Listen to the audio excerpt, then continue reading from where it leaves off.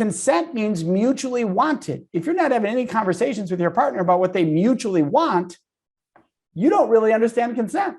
You just think it's a yes or a no versus do they want this or not?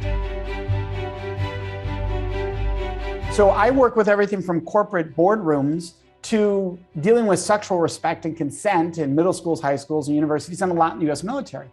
And so when I'm in the US military, it's possible that somebody could bring me in to a room full of people in their 40s and 50s. That does happen, even though the average age is very young, that does happen. And people go, we don't need to be here. We're married. This stuff doesn't apply to us anymore. So right away, they have an assumption forward. We are right. We don't need this. And I stop and I go, okay, great. So let me understand how many of you are parents, and a ton of them raise their hands. How many of you have talked to your kids about consent? And they'll say, now less hands come up, but a few hands come up. And I go, okay, great. What did you teach them? Well, no means no and yes means yes. Okay, so you didn't teach them how to ask the question that leads to the yes or no? And they're like, well, what do you mean? Well, where are they going to get the chance to say yes or no if nobody ever gives them a choice? And they're like, oh, I didn't think of that.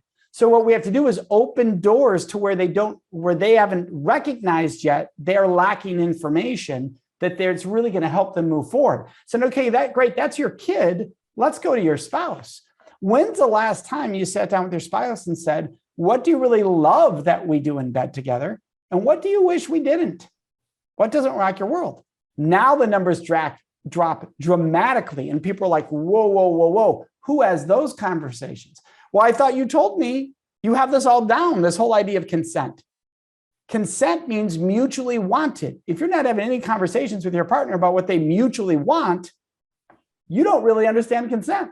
You just think it's a yes or a no versus do they want this or not? And that's what we're talking about, helping people open doors that help them recognize, hey, I need to be a little more curious than I am currently on whatever the topic is, whether it's respect in the workplace, in the home, or sexually.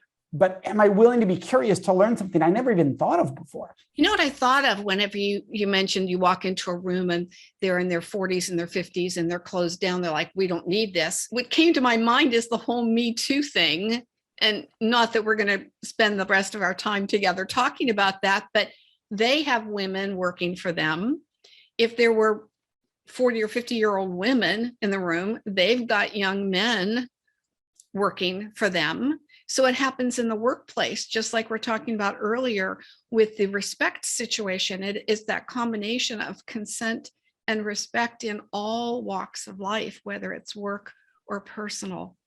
Yeah, what I explain to people is that when we talk about the Me Too movement, it wasn't so much a movement as it was a reflection of history. What was happening is we were finding out about what's already been happening for the longest time. It was a reflection of history. And so it wasn't something new. It was the new was we were discussing it for the first time, what had been happening forever. That's what the difference was there. So now how do we have these conversations now so we create a new history going forward where we don't have to look back on that happening as much, right? We might not eliminate it completely, but we can eliminate it dramatically. I grew up in the 50s and we didn't have these, conversations. And if we felt uncomfortable about something, we just bucked up and dealt with it. We didn't speak up and say anything. And so all these things that happened over the years for women that led to the Me Too, it was also because they didn't feel they could open up or that they could say something or they could have the conversation, which is really what we're talking about here is if there is the environment where people can have conversations, those things don't happen anymore. Yeah, it makes such a huge difference, Susan. So I was in front of an audience, this was several years ago, and older gentleman in the room raises his hand and I say, yes. And he goes, with all due respect, Mike, are you actually saying I need to ask my wife before we do something sexually? And I said, and he said, my wife of over 20 years. And I said, well, with all due respect, is it you don't think your wife deserves a choice or you just won't give her one? And the whole room was like, oh, mic drop moment, right? And so people always ask me, what did he do? What did he do? And this was a high person in a high level position in the organization. And he looked at me and said, touche. Because he opened with all due respect, which was a bit of I'm about to take a stab here, right? I mean, that as soon as that comes. And so I used his same language. I was honoring his language, right? But he realized how foolish it sounded after he said it out loud. So I've never given my wife a choice in the last 20 years, and I'm taking pride in this. That's what he recognized when he heard me say back. It's that you won't give her a choice or she doesn't deserve one, right? That helped him realize, whoa, that is messed up, right? Now, I'm not trying to shame him or guilt him. What I want him to do is go home and start giving a choice, right? And that was the beautiful part. By him saying touche, it was not a personal shot at him. It was a discovery for him to go, yeah, I don't want to be that guy, right? So touche, good for calling that out. I want to do better going forward. Yeah, and this is new information. Again, these conversations were not encouraged when I was growing up.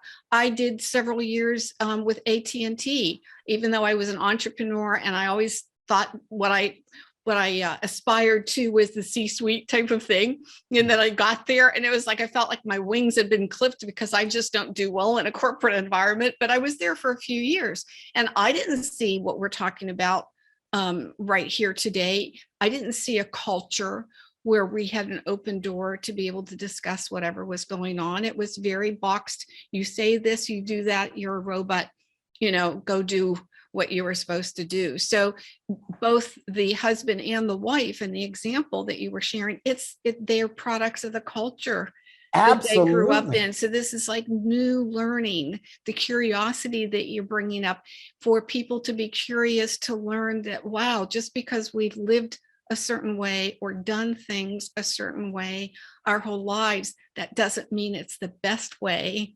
And can we do better?